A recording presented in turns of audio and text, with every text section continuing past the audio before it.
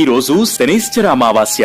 శనివారం అమావాస్యతో పాటు సూర్యగ్రహణం కూడా కలిసొచ్చింది కాబట్టి ఈ రోజు శనీశ్వరుడి పూజకు చాలా మంచిదని పండితులు చెబుతున్నారు. సాధారణంగా అమావాస్య రోజు పితృదేవతలకు తర్పణం వదులుతూ ఉంటారు. అయితే ఈ శనైశ్చర అమావాస్య రోజు పితృదేవతలకు వదిలే తర్పణం, పిండదానం చాలా శుభప్రదమని, అలా చేయడం వల్ల పితృదేవతలు అసంతృప్తిగా ఉంటే తృప్తి చెందుతారని పండితులు చెబుతున్నారు.